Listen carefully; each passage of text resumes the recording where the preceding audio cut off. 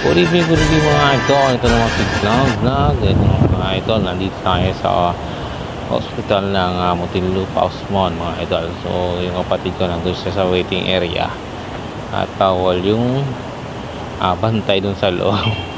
Ito siya mga idol. So yung kapatid ko mga idol, naglalakad na white. Talaga wala siyang wala siyang magawa, kaya lakad-lakad lang siya ngayon.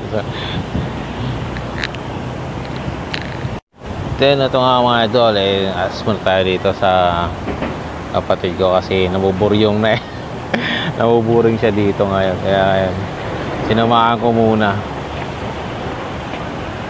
At meron din ako nang hinihintay kasi may hiniram akong helmet kaninang umaga, so kailangan natin ibalik kasi gagamitin nung